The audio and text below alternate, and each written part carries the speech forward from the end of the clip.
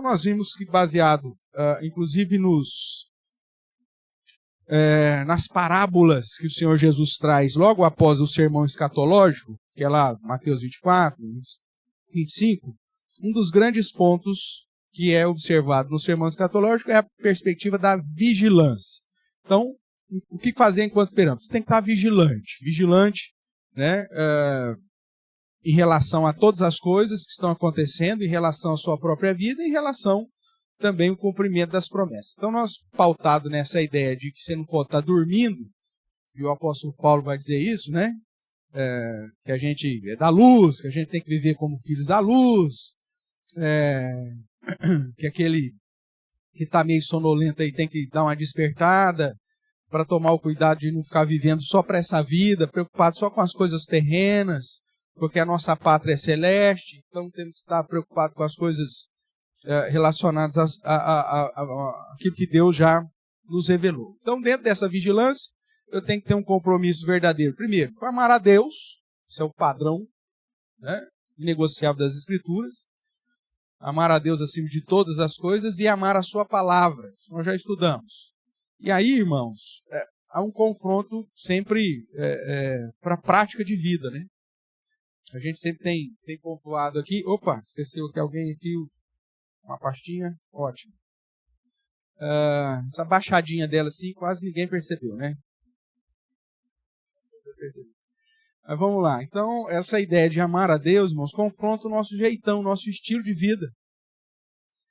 Porque, como já dizia Calvino, os teólogos e comentaristas aí, o coração do homem ele é extremamente inclinado para produzir os seus próprios ídolos, né? Então, toda hora a gente acaba colocando alguma coisa no lugar de Deus e da fidelidade ao Senhor. E a gente precisa tomar cuidado contra isso.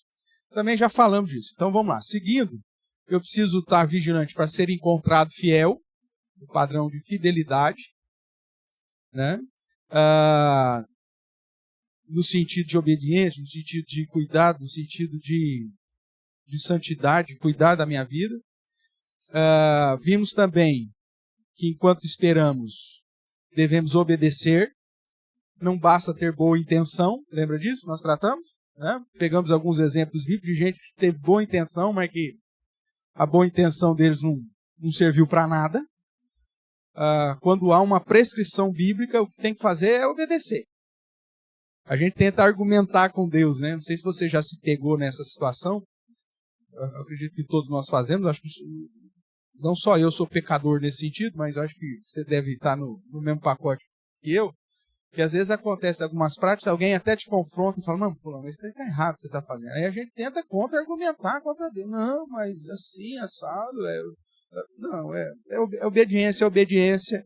Não existe meia obediência em relação àquilo que Deus explicitamente revelou na sua palavra. Então a gente tem que tomar cuidado com isso. Na sequência, nós começamos então, que dentro dessa vigilância eu preciso me dispor, né? A boa árvore dá bom fruto, né? O Senhor nos limpou justamente para produzirmos, então esse dispor-se para servir a Deus e estar atento com o chamado que pesa sobre todos nós, de proclamar ao Senhor, de servir ao Senhor, de ser o representante de Deus, de ser reino e sacerdote nesse mundo, que está aqui dentro. E a semana passada nós trabalhamos aí com a ideia do testemunhar, né? A ideia do proclamar as virtudes daquele que nos chamou das trevas para a sua maravilhosa luz. Né? Então, também é uma das responsabilidades que tem enquanto eu estou aqui. O chamado ano aceitável do Senhor, ou o período da colheita, é agora. Então, é agora que eu preciso testemunhar a respeito do Evangelho. Vimos que há uma distinção dentro das funções que o próprio Deus estabeleceu dentro da sua igreja, para a edificação da sua própria igreja, mas que todos nós estamos debaixo da premissa de que, como parte do povo de Deus e constituídos sacerdotes reais, né, ou reino e sacerdotes, precisamos proclamar as virtudes daquele que nos chamou das trevas para a sua maravilhosa luz. Então, somando a tudo isso, o próximo ponto aqui é, enquanto nós esperamos, além de nos dispor, Porque tem muita gente que é assim, né? Tô aqui. Aí você fala, ótimo, então tem que fazer tal coisa. Não dá. Então se dispor é uma coisa, realizar é outra, né?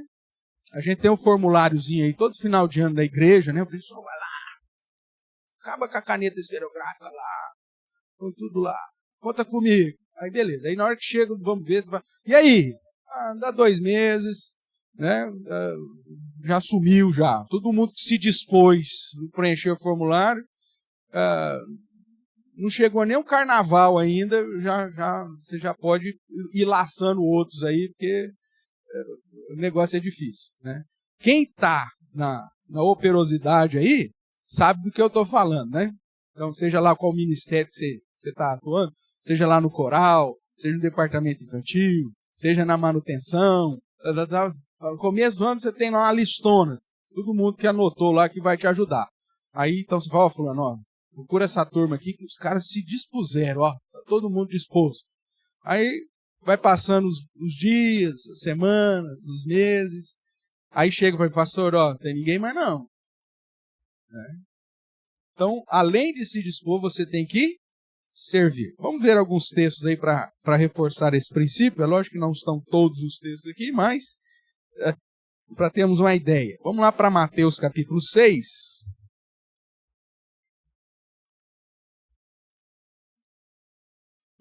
Dentro do sermão aí da montanha, do sermão do monte, Mateus capítulo 6, verso 24.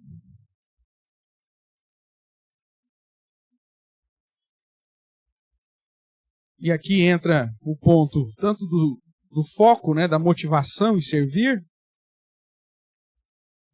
apontando a quem servir, né? Então vamos ver o que diz aí. Mateus capítulo 6, verso 24, nos diz assim: ninguém pode servir a 2 senhores, porque ou há de aborrecer-se de um e amar ao outro, ou se devotará a um e desprezará ao outro. Não podeis servir a Deus e às riquezas. Então, a ideia ou o princípio aqui de que o Senhor, como nós já falamos, né, amar ao Senhor acima de todas as coisas, Ele é a prioridade da nossa vida, mas na perspectiva do serviço, do dispor, saber que como Deus é a minha prioridade, o meu serviço a Ele é que deve, então, motivar a minha disposição em servir. É algo simples, irmãos, quando nós tratamos da motivação em servir. Se você está motivado porque tem um amigo seu que trabalha naquele ministério, você vai desanimar rapidamente. Se a sua motivação é se aparecer para a liderança da igreja, se aparecer para o pastor da igreja, esse negócio não vai dar certo, você vai acabar se desanimando, brigando comigo, né? Vai ainda, né? Vai focar, porque aí eu, no exercício do meu serviço, eu vou partir do pressuposto que a sua disposição foi verdadeira e que o seu desejo de servir é verdadeiro, então nós vamos agarrar o touro. Aí você fala assim, não estou querendo nem pegar nem bezerro, pastor, quanto mais touro. Aí, quer dizer, vai dar zebra, porque o seu objetivo não é servir ao Senhor. O objetivo, às vezes, é ter um reconhecimento da comunidade, né? Nossa, fulano está em todas. Nossa, que jóia. Nossa, fulano, que bom, né? Não sei o quê. Se o objetivo, a motivação não é servir ao Senhor ou tiver qualquer outra coisa, aqui o exemplo é a riqueza, mas essa riqueza pode ser o reconhecimento humano, pode ser a exaltação social, pode ser simplesmente angariar aí, né, um reconhecimento de outras pessoas, sei lá o que for, pronto, já não é o Senhor prioritário que deveria motivar você a servir. Enquanto estamos aguardando a vinda de Cristo, o ensinamento é que nós temos que sermos encontrados de modo operante. E não só, né, de servir, mas servir do jeito certo. É aquilo que nós vamos ver em Mateus, lá nas parábolas, do servo bom e do servo mau. Não adianta ser só servo, você tem que ser o servo bom. Tem que ser... É o ponto da fidelidade. Você tem que servir, mas ao mesmo tempo ser encontrado de modo fiel. Se você está servindo ou por uma perspectiva puramente sua, de reconhecimento pessoal, ou para agradar qualquer outra pessoa que não seja o Senhor, não, eu vou porque senão minha mulher fica pegando no pé, ou eu vou porque senão o líder lá do ministério, já que eu pus lá no formulário lá, né, vai ficar me questionando, ou porque o pastor, né, vai pegar no meu pé. Se a motivação não for servir ao Senhor, meu amigo, não vai dar certo. Você vai frustrar quem estiver liderando a equipe, vai acontecer alguma coisa que vai desanimar todo mundo, porque o meu objetivo não é ser encontrado em serviço a Deus. Agora, se o meu objetivo é servir ao Senhor, e Ele é de fato o Senhor da minha vida, eu não estou preocupado com nenhuma outra motivação, eu sei a quem eu sirvo. Eu sei o porquê que eu estou desenvolvendo determinado ministério. Eu sei porque eu vou fazer determinada situação. Eu não estou aqui para agradar ninguém, eu estou aqui para agradar aquele que me arregimentou. É isso que Paulo vai dizer? Então, meu foco é servir ao Senhor. Não veio ninguém. Não tem problema. Meu foco é servir ao Senhor. Mas o pessoal diz que vem e que não vem. Tá bom. Eu vou continuar fazendo, porque o meu objetivo é servir o Senhor. E pronto, acabou. Mesmo porque se o objetivo for servir o pastor, eu não posso te garantir nada sobre o céu. Falando, eu vou lá, o pastor vai me garantir alguma coisa a mais no céu. Não posso te garantir isso. Eu não sou o Senhor do céu. Né? Eu não posso nem garantir a sua salvação. Nem a minha mesmo. Isso vem é graça de Deus. Então, o servir é servir ao Senhor. E a Bíblia é clara, não dá para você ter dois senhores. Tudo bem? Vamos caminhar mais um pouquinho. Capítulo 10 aqui ainda de Mateus, verso 37.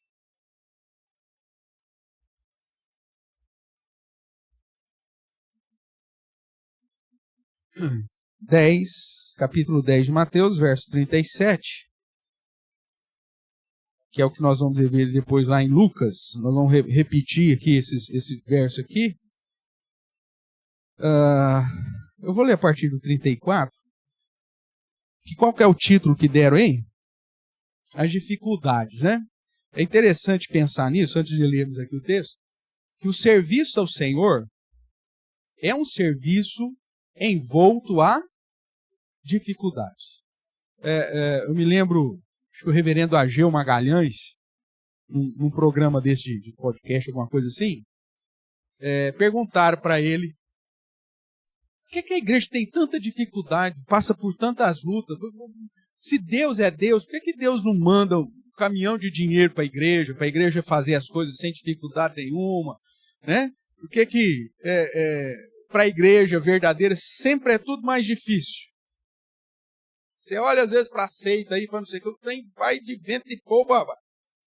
Você olha para heresias bravas, você fala, pô, esses caras não tem problema nenhum, e tem recursos humanos saindo pelo ladrão, recurso financeiro batendo no teto, e a igreja verdadeira ali, rapaz, amassando um barro e uma dificuldade e tal. E perguntar para ele, por que isso acontece? Se Deus é o Deus do ouro da prata, se Deus é o Senhor todo soberano sobre tudo e todos, por que ele não resolve o problema da igreja? Aí o reverendo Ageu, com uma sabedoria, disse assim, se Deus fizesse isso, irmãos, muito provavelmente nós terceirizaríamos tudo, contrata todo mundo, e às vezes até descrente, né? E não usaríamos os mecanismos de dependência, de oração, de busca, de vigília, de dependência no Senhor, que nos mantém sempre em humildade diante de Deus. E veja que isso acontece desde sempre. Veja o padrão dos apóstolos. Era um padrão de dificuldade. Pega o relatório de Paulo, lá em 2 Coríntios, daquilo que ele sofreu. Você começa a ler a listinha lá que fala, não sei quantos naufrágios, não sei quantos açoites, não sei quanto apedrejamento, não sei quanto. Você fala, meu Deus do céu, é isso? É. Então, o serviço do Senhor, irmãos, é um serviço que está sempre em dificuldade, porque nos conduz a depender integralmente da graça do Senhor. É lógico que em alguns momentos Deus acaba dando um fôlego, né, para a gente também não ficar só na luta. Aquilo que Paulo fala, tive experiência de falta de tudo, mas também tive de fartura, né? Então tem alguns momentos que dá um respiro aí, mas em geral, o chamado para servir ao Senhor é um chamado para servir em dificuldade. E é por isso que Cristo vai dizer aqui. Vamos ler aqui, ó. Não penseis que vim trazer paz à terra, não vim trazer paz, mas espada. Pois vim causar divisão entre o homem e seu pai, entre a filha e sua mãe, entre a nora e a sua sogra. Veja que o fato de você assumir um compromisso com Cristo, isso vai trazer problemas, inclusive dentro do seu relacionamento social, dentro do seu relacionamento familiar. Alguém poderia dizer que os malvados que participam do encontro de casais, né, poderia falar, pastor, mas entre nora e sogra não precisava nem falar, né? Mas a ideia é que o fato de você assumir um compromisso com Cristo, isso vai gerar dificuldade na sua vida. Tudo bem? Assim, os inimigos do homem serão os da sua própria casa. E aí vem o indicativo que ele vai falar, que Mateus registra aqui e que Lucas vai registrar 2 vezes. Que diz assim: quem ama o seu pai e a sua mãe mais do que a mim, não é digno de mim. Quem ama o seu filho, a sua filha mais do que a mim, não é digno de mim. E quem não toma a sua cruz e vem após mim, não é digno de mim. Quem acha a sua vida, perdê-la-á. Quem, todavia, perde a vida por minha causa, achá-la-á. Irmãos, isso aqui é um princípio completamente na contramão daquilo que nós vemos hoje de motivação evangélica pregada aí pelos cultos coachings e pela teologia da prosperidade e por todos esses desvios teológicos que a nossa geração tem experimentado. É um padrão completamente contrário, né? Eu não vou lembrar agora qual que foi a agência, eu já mencionei isso aqui para vocês. Não sei se foi a Fronteiras, a Frontier, que é uma agência missionária, que uma vez ela lançou uma campanha publicitária para levantar novos missionários, né? Acho que isso lá na primeira década desse século, 2008, mais ou menos, 2007, 2008. Nessa época eles lançaram uma campanha publicitária para levantar mais missionários. E a campanha era assim, um desastre do marketing, um desastre da publicidade, né? Porque eles ofereciam o que a Bíblia oferece para aqueles que se dispõem a servir ao Senhor. Então, a ideia é tipo assim, quando você vai fazer uma oferta de trabalho para levantar recursos, você fala assim, olha, tem salário, tem cesta básica, tem ticket de alimentação, tem, que mais? Plano de saúde, participação nos lucros, né? Então as empresas acabam trazendo um monte de benefícios para incentivar pessoas desejarem fazer lá o trainee, ou fazer lá o processo de serem aceitos, né? De serem contratados. Não é assim que funciona?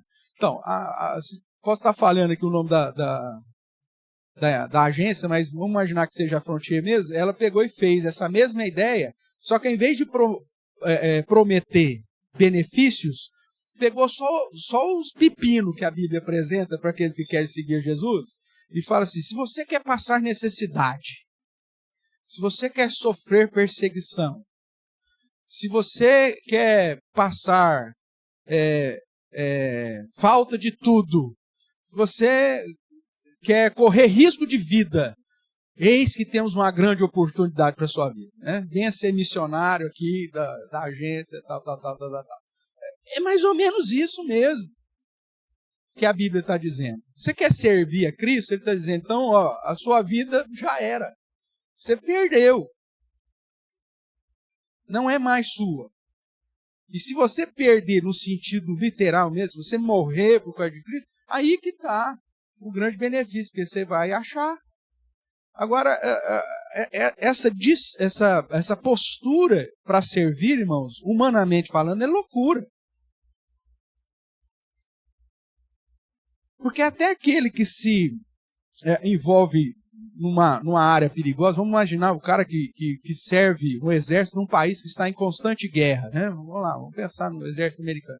Muita gente vai lá, sabe do risco, né, de morrer e tudo mais, parará, mas ninguém vai lá para morrer. Ele sabe do risco, mas ele não quer morrer. Né? Os kamikazes eram japoneses. Né? Assim, então, a tendência da preservação humana é fugir de situações que vão trazer lutas e dificuldades. Todo mundo quer vida boa, tranquila, mansa, serena, né? Calmo, sereno e tranquilo. Esse negócio de luta, ninguém quer. E o chamado para servir ao Senhor envolve situações que vão nos tirar do comodismo, vai nos tirar do conforto, muitas vezes, porque vai exigir de nós uma tomada de posição séria diante do Senhor e que vai gerar confusão. Se você assume um compromisso com Cristo diante da inclinação, da filosofia lá da sua empresa, muito provavelmente você vai ser mandado embora. Principalmente se a empresa que você trabalha lá tiver práticas ilícitas, de sonegação, de enganar o cliente, de não ter uma transparência, de ter aquela notinha de rodapé lá cheia de... que nem com telescópio você consegue ler o que está escrito ali, né? Cheio de vírgulas e brechas. Aí você vai chegar e falar, não está certo isso. O que vai acontecer? O pessoal vai pôr você de lado. O simples fato de você assumir um compromisso de ter um padrão que Deus espera que você tenha no servir, e esse servir não é só dentro da igreja, porque você é um cidadão do céu, mas que vive nesse mundo. Então é um padrão de serviço geral. Né? Se você não estiver disposto a fazer isso da maneira correta e fazer para Deus, você vai ter problema. Você acha que não? É lógico que vai ter. Vai chegar um momento, irmãos, que nós vamos ter que tomar essa atitude e vamos ter que pagar o preço disso. Porque é a ideia, às vezes, da empresa de querer que os seus funcionários sejam funcionários tranqueiras. Eu não lembro qual é daqueles filmes lá da sequência, talvez a Duda me ajude. Acho que é Os Corajosos, que trata dessa questão da fidelidade na empresa, que tem lá o rapazinho lá que é Xavier. É esse? Se você não assistiu, depois você assiste, né? Chama, acho que Os Corajosos. Porque o filme aponta situações dentro do trabalho em que o cara é induzido a fazer coisa errada para subir na empresa. E isso é uma realidade.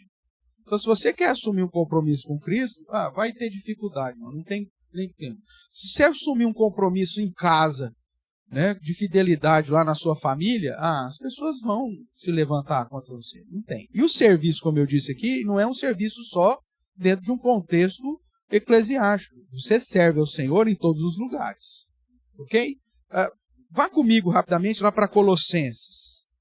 Colossenses capítulo 3. Para reforçar essa ideia aí do que o seu serviço é em todo lugar, né? Aqui ele está falando dos servos, está falando do escravo. Então, pegando aí essa classe mais difícil, vamos assim imaginar, né? Que é como escravo.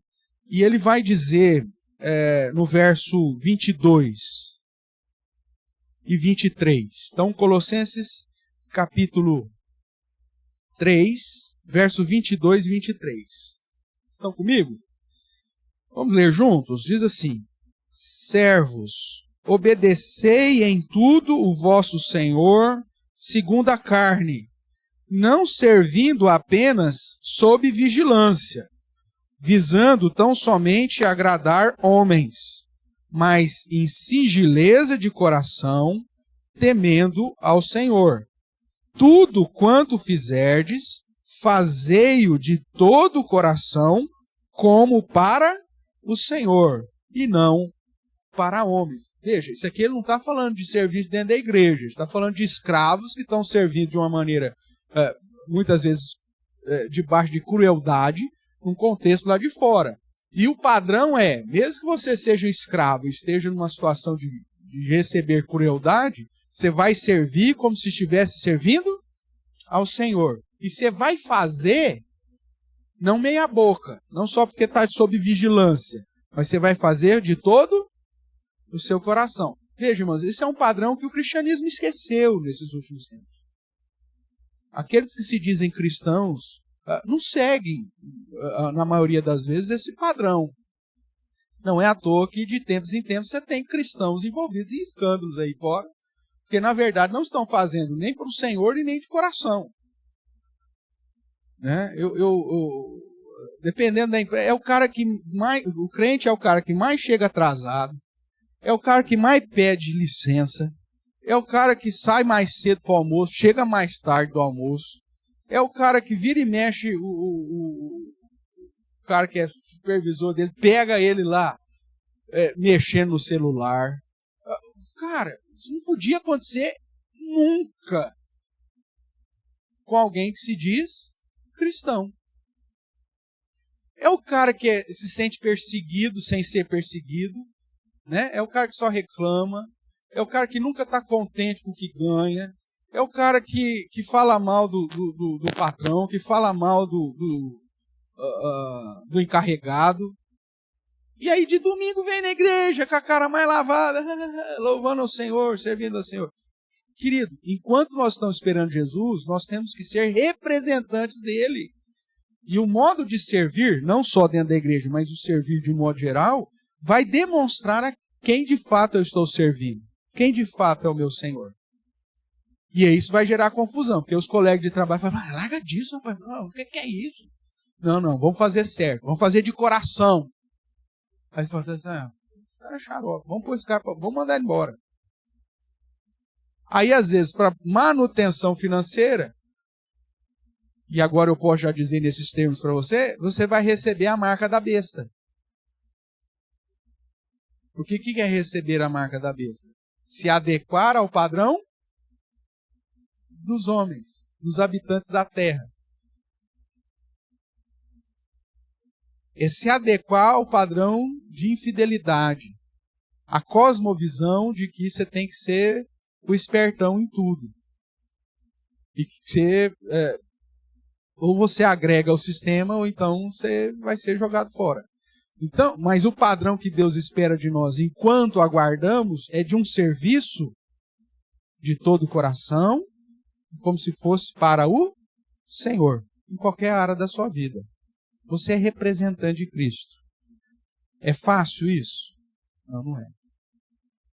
E talvez, irmãos, a nossa geração, no contexto ocidental, não esteja sofrendo perseguição por causa de Cristo, porque, na verdade, talvez nós não estejamos vivendo como verdadeiros cristãos.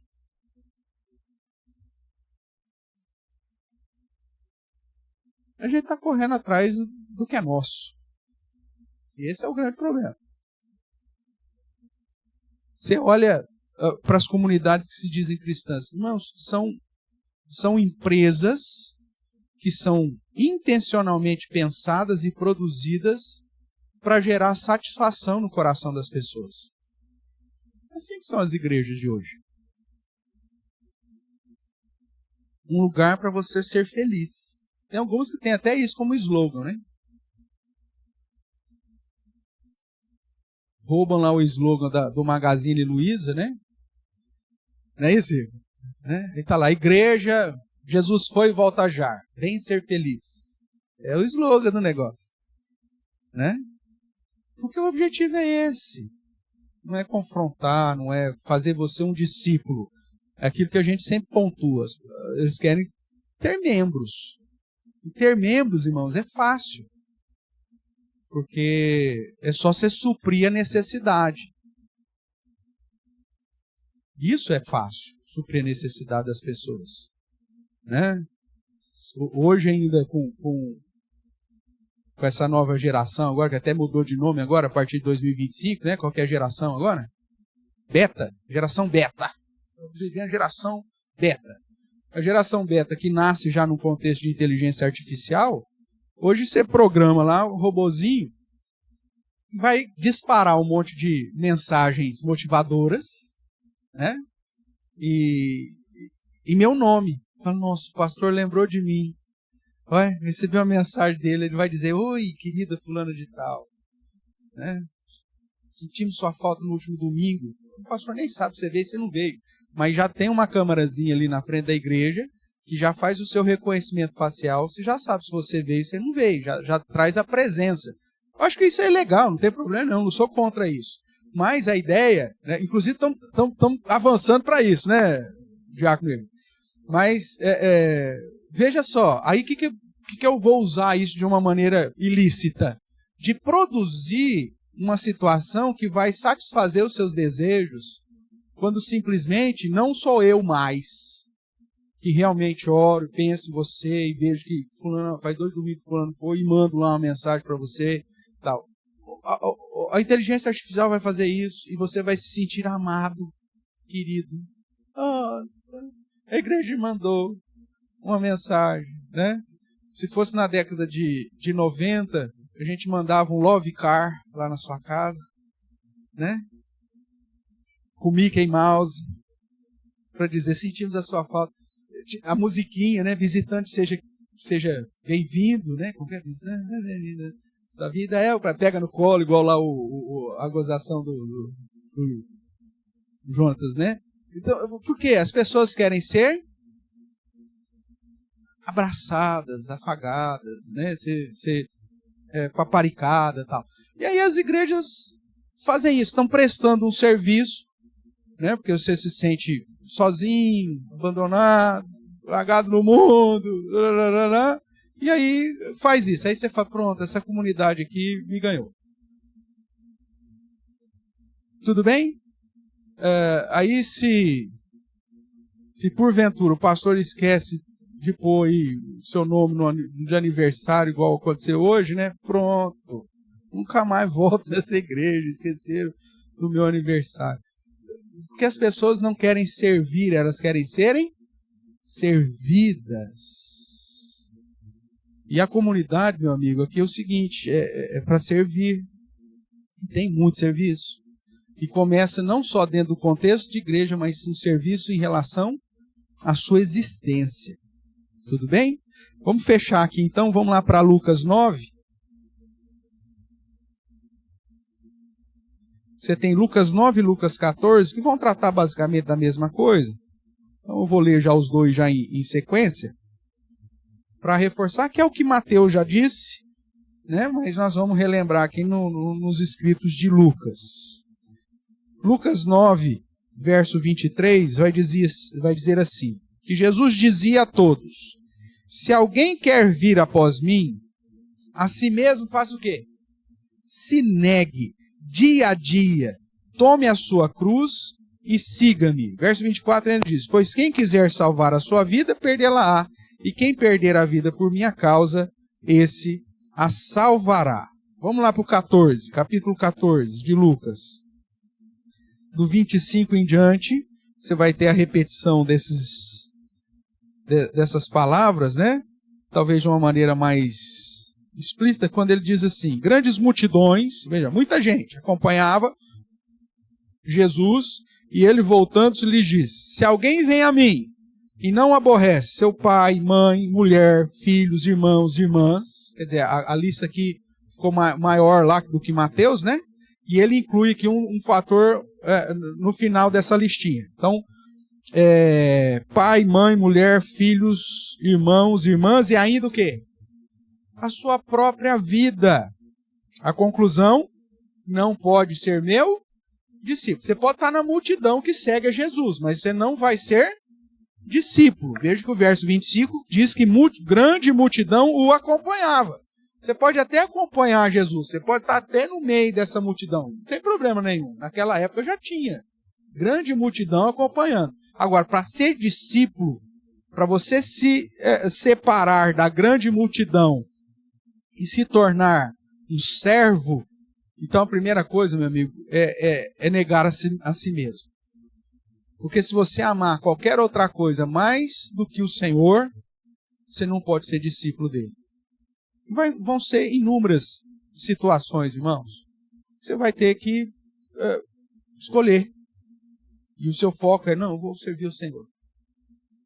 Porque o desejo, às vezes, humano é ficar gostosamente, né, naquele mundinho que você criou de satisfação pessoal, de comodismo, de conforto, e que você fica lá no anonimato, ninguém sabe que você é crente, ninguém sabe que você é cristão. Lá na sua empresa, você faz só o básico, você não dá ideia também não, porque quem dá ideia fica marcado, então fica aqui, né?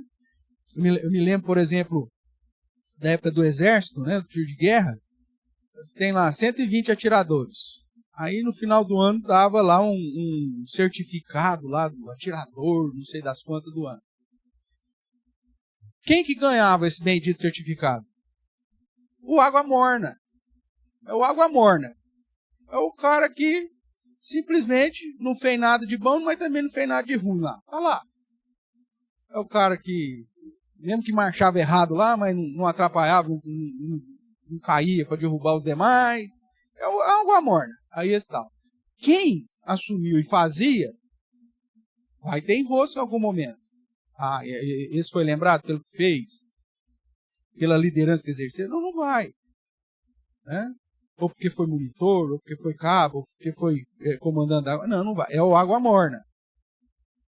O mundo vai fazer isso. Então tem muita gente aí no serviço, não, eu entro, tá bom, pastor, eu não chego atrasado, bato, se é para entrar 7 horas, 7h01, eu pico meu cartão, chega meio-dia, pico meu cartão, chega 1h30 da tarde, pico meu cartão, chega não sei que hora que é a saída lá, eu também pico meu cartão, tá certo que eu tô ali 15 minutos antes esperando dar o horário, mas eu pico meu cartão no horário, né? Ó, fala para fazer, eu falo que faço, é a ideia lá daquele filho da parábola que diz pro pai que vai e que nunca vai, né?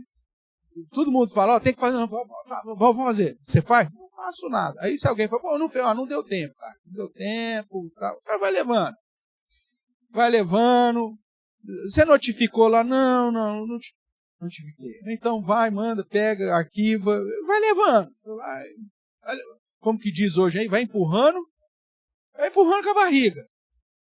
Aí, no final do mês, o salário está lá, no dia 20 o ticket chega, né? Final do ano, 13º cai na conta, o cara vai levando. Aí você fala assim, a empresa melhorou com a existência desse miserável lá dentro? Não. Não melhorou. Mas você faz, mas piorou? Dentro de uma perspectiva monetária, se o cara não produziu mais do que ele deveria produzir, o empatar para a empresa é prejuízo, né? Uma empresa que não está em constante crescimento, ela vai ser engolida pelo mercado. Então, o cara que só empurrou com a barriga, na verdade, é o cara que é responsável para amanhã depois a empresa falir. Porque ele não tem a ideia de fazer para o Senhor, de fazer o melhor dele. Ele quer ser suprido. Quantas e quantas pessoas você já ouviu falar assim, estou trabalhando aqui, mas começar a pegar muito no tempo, eu faço alguma coisa aqui para ser mandado embora. Depois eu fico 6 meses aí pegando, como que é que chama? Seguro. Seguro o que é? Seguro-desemprego. Olha que nome bonitinho. Tem outro nome. Né? Pega um seguro-desemprego. E tem gente que vive nesse ciclo, irmãos. Tanto que o governo teve que pôr um limite agora. Não sei se ainda está em vigor, mas pelo menos que eu vi nas últimas notícias, tem um limite. Você tem que esperar 2 anos para conseguir pegar de novo. Porque tinha gente que fazia o quê? Ficava 6 meses, entrava no emprego, ficava lá 2, 3 meses, saía de novo, pegava mais 6 meses, mandado embora, ficava mais 15 dias no outro emprego, pegava outro de novo, o cara vivia de... Qual que é a sua profissão? Seguro-desemprego. Essa é a minha profissão. Sei todos os caminhos, mecanismos. E aí você fala assim, qual que é a sua religião? Não, sou cristão. Miserável do céu, você está envergonhando o nome de Cristo, cara. Você é embaixador dele. Faz isso não. Faça de todo coração, fazendo como se fosse para o Senhor. Enquanto você espera, sirva desse modo. E aí, continuando a leitura de Lucas aqui, veja. Então, amar, você não pode amar nem a sua própria vida. Qualquer que não tomar a sua cruz, e aqui é lógico que Lucas, quando escreve isso, está já se referindo ao sacrifício de Cristo, à morte, à missão, né? Muito provavelmente, quando Jesus falou isso mesmo, ele não deve ter usado o termo cruz, porque não faria sentido. Ele não tinha passado pela cruz ainda. Mas como os evangelhos foram escritos bem anos depois, é provável que já tenha inserido essa ideia. Então, tomar a missão, ou seja, ir até a morte. Tá? O verso 27 aí que nós estamos. Então, qualquer que não tomar a sua cruz e vier após mim, não pode ser meu discípulo. Tomar a cruz, irmãos, dentro do padrão que Paulo vai dizer de Cristo, é que Cristo tinha o direito de ser como é o próprio Deus, mas ele abriu mão dessa posição e, em obediência ao Pai, foi obediente até a morte de cruz. Então, assumir a missão dentro da perspectiva de servir ao Senhor e de focar nas coisas de Deus, é saber que você pode até ter alguns direitos, mas o foco é a missão, é a obediência para cumprir a missão. E aí nós vivemos, apesar que eu acho que já saiu dessa geração, que eu chamava alguns anos atrás, a geração do direito distorcido. O que é a geração do direito distorcido? Né? Já entrando em uma sociologia, antropologia. É aquela geração que foi ensinada que ela tem só direitos.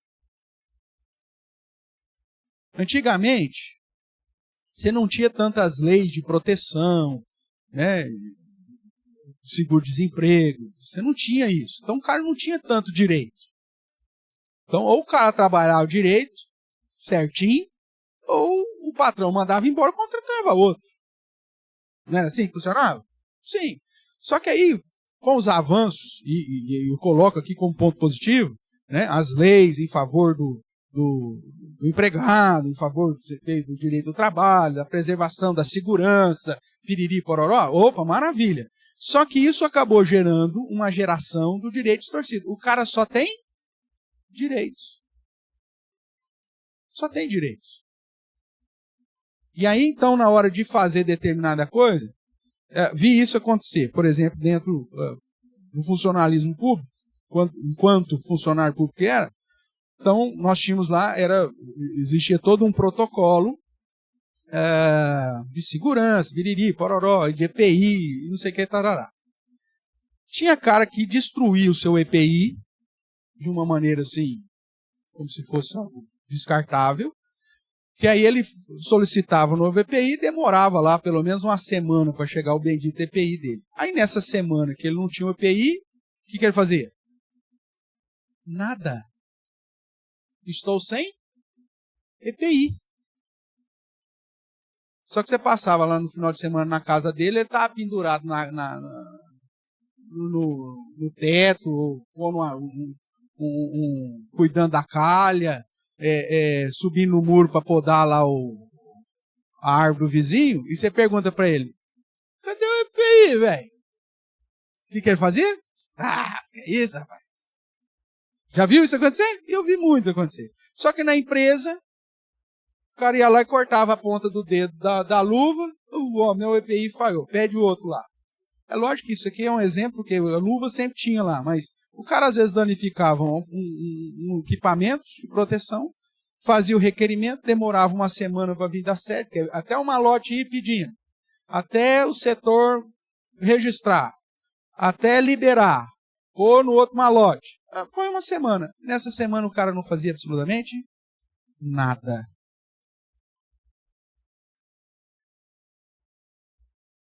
O que é um cara desse? Esse cara é um cara que abençoa a empresa? Não, cara. É um malandro que não devia estar lá. Porque é o mesmo cara que vai levar sobra de material para casa. Entendeu?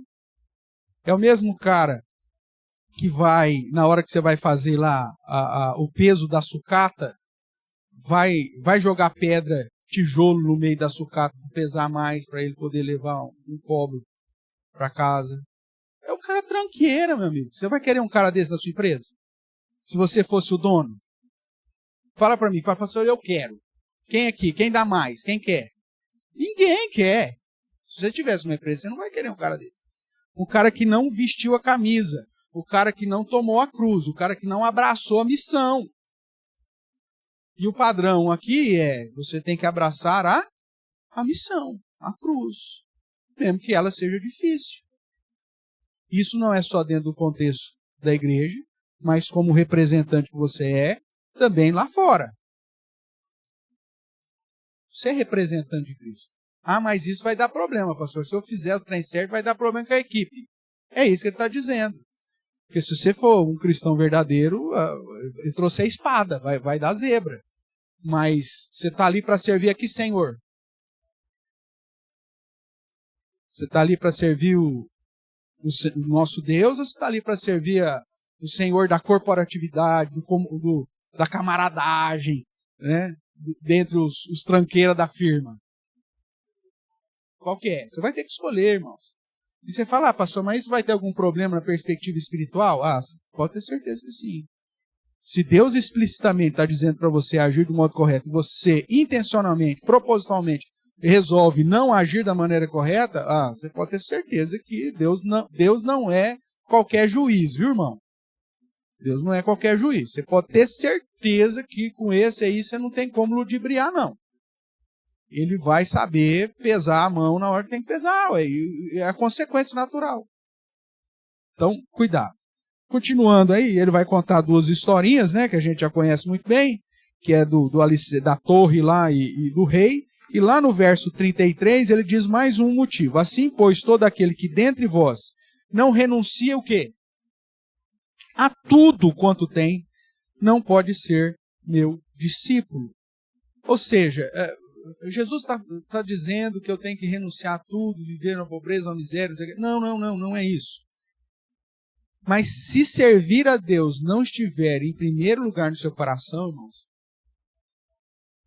tudo que você tem não vale nada. É a história lá do jovem, chamado jovem rico. Jesus fala, ele fala, o que eu faço para ir para o céu? Aí Jesus fala, você conhece os mandamentos? Eu conheço, guardo todos, desde a minha juventude. Eu sou o cara. Né? E Jesus fala, então uma coisa te falta. Vai, vende tudo que tem, dá aos pobres, depois vem e segue-me. Jesus está colocando aqui um padrão de méritos para a salvação? É óbvio que não, a Bíblia inteira diz que não. Só que o que Jesus está mostrando para esse homem é que o fato dele amar mais a riqueza do que qualquer coisa já o caracterizava como aquele que quebra o primeiro mandamento. O primeiro mandamento é qual? Amar a Deus acima de todas as coisas. Jesus desmascara aquele miserável que dizia que era bonzinho, que guardava a lei, para dizer, meu amigo, você não merece nada, porque você não está guardando nem o primeiro mandamento, porque você ama mais o que você tem do que o Senhor. E é isso que ele está tratando aqui. Se você não renunciar, não no sentido, joga fora, meu amigo, né? Anda aí como andarilho no mundo. Não é nada disso. Mas o que ele está dizendo é, qual é o Senhor que manda no seu coração? Os seus recursos? Sua posição? O que você conseguiu na vida? Ou é o Senhor? O que eu tenho que fazer enquanto eu espero? Servir de todo coração, fazendo tudo como se fosse para o Senhor, porque Ele que é o alvo maior da minha vida. Tudo bem aqui? Algum parecer aí? Tranquilo? Se alguém mudar de ideia e quiser contratar aquele rapaz que eu falei aqui, vamos caminhar. O último ponto que eu quero trabalhar com vocês aí é que eu preciso lutar. Pastor, lutar é lutar. Vamos ver aqui Filipenses, capítulo 1, verso 27, que ele usa justamente essa expressão, né? Filipenses, capítulo 1, verso 27. Diz assim as Sagradas Escrituras: vivei acima de tudo por modo digno do Evangelho de Cristo, porque, ou para que, ou indo ver-vos, ou estando ausente, ouça no tocante a vós outros, que estáis firmes em um só espírito, como uma só alma, lutando o quê? Lutando juntos pela fé evangélica, ou pela doutrina, ou pelo ensino, pela sã doutrina, como ele vai dizer lá também nas cartas pastorais que nós vamos ver aí, ó. Então, o lutar aqui não é na perspectiva da Inquisição, na perspectiva das cruzadas, na perspectiva de que nós vamos pegar em armas aí para lutar contra os infiéis, os blasfemos, iníquos e perversos. Não, não, não. A igreja errou e falhou quando entendeu assim, né, em especial no período feudal aí, né, e mesmo que a gente não tenha a culpa, porque a gente vem da reforma protestante, mas é uma meia-culpa, porque é cristianismo, então errou, a igreja errou. O lutar pela fé evangélica não é essa ideia, a Bíblia inteira nos apresenta o foco de que esse lutar é para preservar a sã doutrina, para combater as heresias, os falsos ensinos, os falsos mestres, os desvios teológicos, porque é isso que vai destruir a essência, né, e a característica da verdadeira igreja de Cristo. Então, lutar aqui é no sentido da apologia, no sentido da defesa da fé, né? A gente tem visto, irmãos, durante toda a história da humanidade e do cristianismo,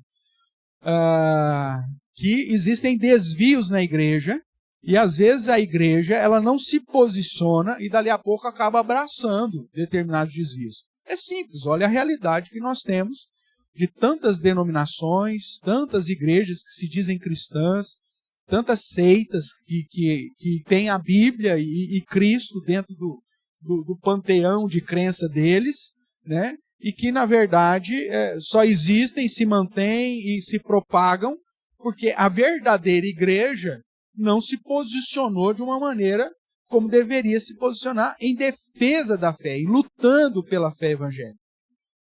O próprio Senhor Jesus adverte a igreja nas cartas às 7 igrejas da Ásia, em muitos momentos, a essa defesa da fé. Em alguns momentos elogiando aqueles que se opõem às doutrinas dos nicolaítas, as doutrinas de Jezabel, as doutrinas de Balaão, né, que são sinônimos ali para apontar realidades do Antigo Testamento, elogiando, ou outras vezes condenando. Você está abraçando essas doutrinas, você tem permitido que essa mulher ensine no meio de vós. Lembra disso?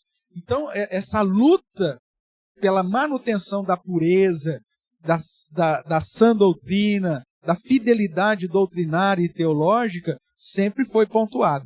E tem gente que simplesmente está alienada a isso, né? E é por isso que muitas vezes fica pulando de igreja em igreja, porque na verdade o conhecimento teológico dela é tão frágil que, como diz Paulo, ela é como criança, né? Ou como erva verde agitada pelo vento. A hora o vento sopra lá, vai para lá, sopra para cá, vem para cá. Então, irmãos, enquanto eu espero, eu preciso me aprofundar no conhecimento teológico, no conhecimento doutrinário, no conhecimento das Escrituras, das doutrinas essenciais e básicas da fé cristã, e defendê-las, né? Ainda mais num país cristianizado como o nosso, o que você tem de pessoas que se dizem cristãs, mas que quando abrem a boca trazem princípios e preceitos de tudo quanto é outra coisa que não é cristianismo, né? E coloca como sendo cristão, coloca como sendo cristianismo, né? Você tem vários jargões aí clássicos disso, né? Deus escreve certo por linhas tortas, né? Como se fosse bíblico, se eu tivesse algum versículo, né? Ou então todos os caminhos levam a Deus. Não é, e aí olha para você e ainda fala, não é, fulano? Né? E aí você fala, não, meu amigo, não é. Isso é defesa da fé, isso é lutar pela fé. Principalmente quando as pessoas te chamam para o debate, para a resenha. Porque elas vão falar, não, porque o cristianismo é assim. Não é, fulano? Não fazem isso com você? Lá na empresa, lá no grupo do WhatsApp da vizinhança. Sempre tem alguém que traz lá uma pseudo-verdade cristã e ainda para referendar aquilo que é o seu apoio. Não é, fulano? Não é, fulano? E aí você...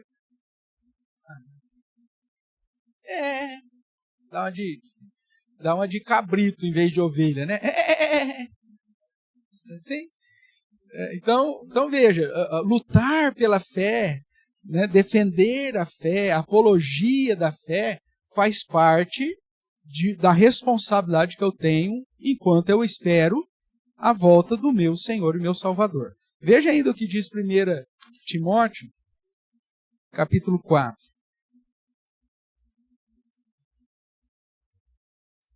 1 Timóteo, capítulo 4, verso 10. Paulo vai dizer assim: ora, é para esse fim que labutamos e nos esforçamos sobremodo, porquanto temos posto a nossa esperança no Deus vivo, Salvador de todos os homens, especialmente dos fiéis. Ordena e ensina essas coisas. Então, você vê que a ideia, o contexto aqui, ele está falando da sã doutrina, da boa doutrina. Lá o verso 6 vai dizer, né? Ó, expondo essas coisas aos irmãos, será bom ministro de Cristo Jesus, alimentando com as palavras da fé e da boa doutrina que tem seguido. Rejeita aquilo que não presta, né? As fábulas profanas, e foca a sã doutrina. Essa é a premissa. Aí na segunda epístola, no capítulo 2, vira aí umas 2, 3 páginas, né? Você vai chegar lá, do verso 4 em diante, ele vai usar aqui algumas analogias, e ele diz assim, ó, nenhum soldado em serviço se envolve em negócios dessa vida, porque o seu objetivo é satisfazer aquele que o arregimentou. Veja, o foco da prioridade aí. Igualmente, o atleta não é coroado se não lutar segundo as normas, fidelidade. O lavrador que não trabalha, ou melhor, o lavrador que trabalha deve ser o primeiro a participar dos frutos. Pondera o que acabo de dizer, porque o Senhor te dará compreensão em todas as coisas. Lembra-te de Jesus Cristo, ressuscitado entre os mortos, descendente de Davi, segundo o meu evangelho, pelo qual estou sofrendo até algemas, como um malfeitor. Contudo, a palavra de Deus não está algemada. Por essa razão, tudo suporto por causa dos eleitos, para que também eles obtenham a salvação que está em Cristo Jesus com eterna glória. Fiel é essa palavra. Se já morremos com ele, também viveremos com ele. Se perseveramos, também com ele reinaremos. Se o negarmos, ele por sua vez nos negará. Se somos infiéis, ele permanece fiel, pois de modo nenhum poderá negar-se a si mesmo. Veja que Paulo aqui é um exemplo de luta em favor da fé, inclusive chegando às últimas consequências, que foi a prisão e a própria morte, por defender a sua visão bíblica, por defender a sã doutrina, por defender o padrão das Escrituras. E aí você vai observando aqui nas cartas pastorais, você vai observar em vários momentos essa exigência que Paulo apresenta de lutar em favor da manutenção das Sagradas Escrituras. Se olhar para Tito, vamos dar uma olhadinha aqui em Tito.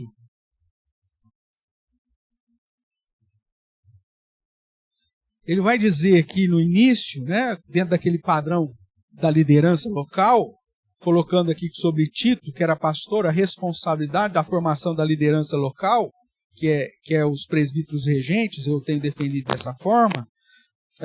E aí ele diz, então, características, né, dessa liderança. O verso 9 vai dizer, ó, apegado à palavra fiel, que é segundo o quê? A doutrina, de modo que tenha poder tanto para exortar pelo reto ensino, como para convencer os que se contradizem.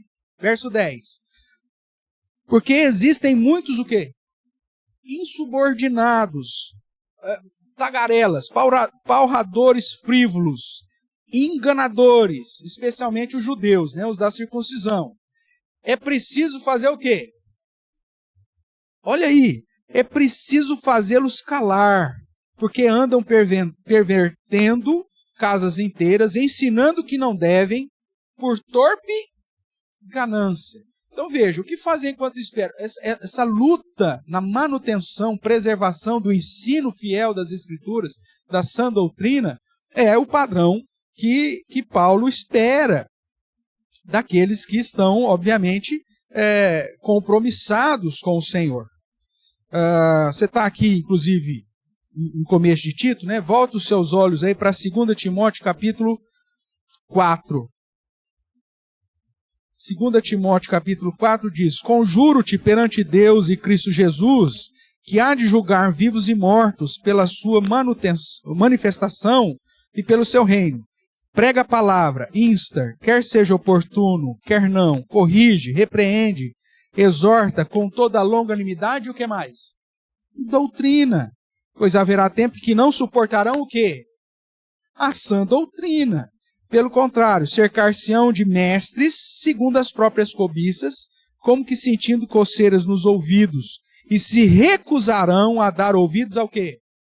A verdade, entregando-se às fábulas. Então, enquanto nós estamos aguardando a volta de Jesus, além de testemunhar, além de servir, nós temos que lutar, e lutar na perspectiva da apologia, da apologética, da defesa da fé, para manter o padrão da sã doutrina. Irmãos, é muito fácil desviar da sã doutrina.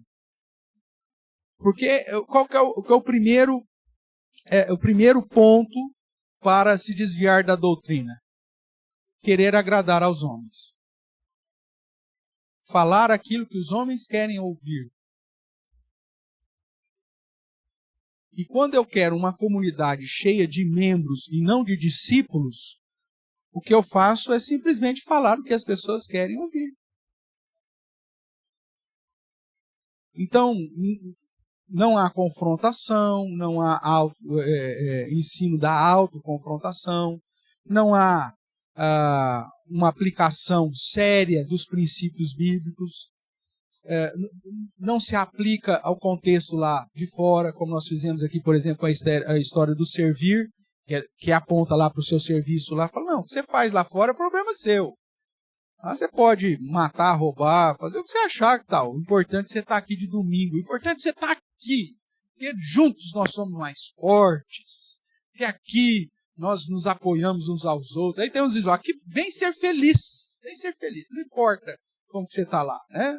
Nós não somos Magazine Luiza, mas só amanhã, inclusive, vai ter uma campanha aqui, né, para te abençoar. Ou seja, é simplesmente focando metodologia de marketing, isso eu sei muito bem, no formato disso, você sabe disso, mas usando isso para um modo de depreciar, de manchar, de mudar a sã doutrina. E é fácil você fazer isso. Porque a sã doutrina confronta, mas a falsa doutrina acolhe. E as pessoas, como diz o texto aqui, estão como que com coceiras nos ouvidos, procurando ouvir aquilo que lhes interessa. E aí fala, pronto, é isso aí mesmo que eu quero. Agora eu encontrei. Só que, dentro do padrão bíblico, irmãos, você quer ganhar a sua vida? O que Jesus disse, que nós lemos hoje? Perde. Você não vive, negue-se a si mesmo. É um padrão de autoconfrontação constante. É não satisfazer os seus desejos, mas procurar satisfazer aquele que te arregimentou. É seguir o padrão de Cristo, que mesmo tendo toda a dignidade de ser Deus, se humilhou, se tornando homem, e se tornou obediente ao Pai até a morte. É saber, irmãos, que a vida terrena é passageira, tem data de validade. O negócio vai apodrecer. A minha perspectiva é a perspectiva de vida com o Senhor. E quando eu estou aguardando o cumprimento das promessas dele, Então aí eu vou em vigilância, né? Amar a Deus, obedecer a Deus, ser encontrado fiel, me dispor, testemunhar, servir e lutar. Tudo bem até aqui? Então você, como sacerdote de Cristo, porque é assim que a Bíblia te apresenta, você não é simplesmente qualquer um. Deus te constituiu reino e sacerdote. Como representante de Cristo e como sacerdote dele, uma das funções é defender a fé. E defender a fé do quê, pastor?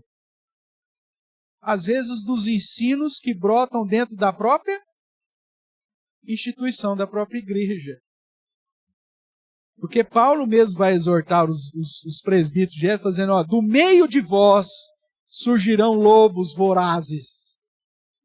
A nossa luta não é só contra as pessoas que estão lá fora, que ainda estão no engano, abraçando algumas ideologias, que vão apontar o dedo para a igreja e confrontar a igreja. Isso aí a gente já sabe que vai acontecer. Mas a grande luta, muitas vezes, é travada dentro. Porque pessoas surgirão no meio de vós, né, procurando satisfazer os próprios desejos, a própria avareza, e por conta disso, como diz aqui o texto de Paulo, sorrateiramente vão apresentar meias verdades para arrebanhar o maior número de pessoas possível. Então, se você não conhece a sã doutrina da maneira que você deveria conhecer, você fica susceptível a ser influenciado por esses falsos mestres. E aqui, irmãos, é um ajudando o outro, é um fiscalizando o outro para manter a fidelidade. É aquilo que nós sempre pontuamos, né? Quando surge alguma questão, alguma pergunta, não sei o que tal. Pastor, o que o senhor acha disso? Não, eu não acho nada. Vamos ver o que a Bíblia... Vamos ver o que a Bíblia diz. Porque se eu apresentar para você o que eu acho, você parou de ser seguidor de Cristo, parou de ser seguidor das Escrituras e passou a ser o quê? Meu seguidor. E eu não posso te levar para o céu, não. Eu já vou te falando. Você tem que ser seguidor de Cristo. Tudo bem? Para finalizar, irmãos, estão firmados aí nisso, certamente naquele dia, quando o Senhor voltar, né? Nós ouviremos da promessa dita lá em Mateus 25:34. Vinde, benditos de meu Pai, entrai na posse do reino que vos está preparado desde a fundação do mundo. Veja que aqui nós não estamos negligenciando o fato que para a salvação é a crença em Cristo. A Bíblia diz, né? Somos salvos porque cremos em Cristo. Mas o crer em Cristo traz uma bagagem muito maior do que simplesmente você falar que crê em Cristo. Você tem fé. É muito mais. Porque exige os frutos disso. Que é aquilo que nós pontuamos aí nessas últimas semanas. Então, você fala assim, não, basta crer. É um modo muito simplista de dizer que é esse basta crer. Porque, como você sabe muito bem, a Bíblia diz que até o diabo crê, né? Então, se é só crer, então tá bom. Não, a fé verdadeira te conduz a produzir frutos decorrentes dessa fé, que é esses pontos que nós mencionamos aí na semana retrasada, passada e essa aí de um modo especial.